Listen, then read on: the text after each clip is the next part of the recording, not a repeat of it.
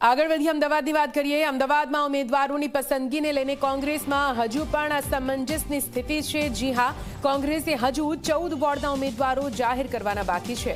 Ticket માટે નેતાઓમાં છેલ્લી ઘડી સુધી ખેંચતાણ જોવા મળી। તાજેતરના કાઉન્સિલર્સના વોર્ડ હજુ પણ જાહેર નથી કર્યા। જોધપુર, દરિયાપુર, નિકોલ વોર્ડના નામ હજુ બાકી છે। સાથે વિરાટનગર, બાપુનગર, જમાલપુર વોર્ડના નામ પણ બાકી હોવાનું સામે આવ્યું છે।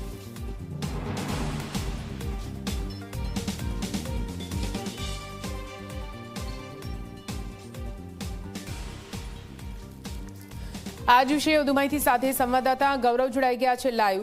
ગૌરવ, સ્થાનિક સ્વરાજ્યની ચૂંટણીમાં ઉમેદવારી ફોર્મ ભરવા માટેનો આજે છેલ્લો દિવસ છે, એટલે કે આજે તમામ ઉમેદવારોએ ફોર્મ ભરી દેવા પડે, પણ કોંગ્રેસમાં હજુ પણ કેટલાક વોર્ડ છે કે જ્યાં ઉમેદવારો જાહેર કરવાના બાકી છે। કોંગ્રેસ ક્યાં અટવાઈ રહી છે? શું પ્રોબ્લેમ છે?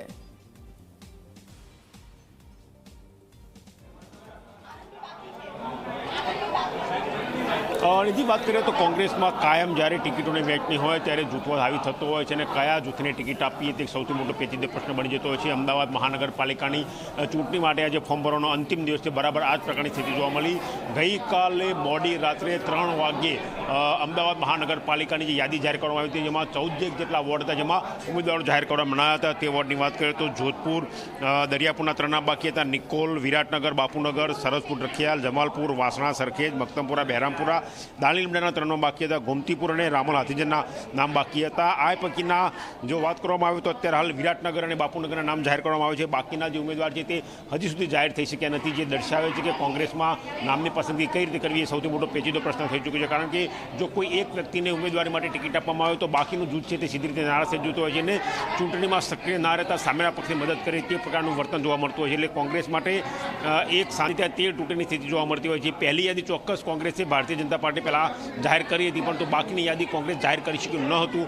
મોટા ભાગના ઉમેદવારોને ટેલિફોનિક જાણ કરી દેવામાં આવી હતી અને માત્ર હવે સત્તાવાર ઔપચારિકતા પૂરતી યાદી જાહેર થાય તેવું લાગી રહ્યું છે। ગઈકાલે મોડી રાત્રે 3 વાગે યાદી જાહેર કરવામાં આવી હતી। આખી રાત ટિકિટોનો કકડાટ ચાલ્યો હતો અને સવારે 5 વાગે અમુક લોકોને ટેલિફોન કરીને જાણ કરવામાં આવી હતી।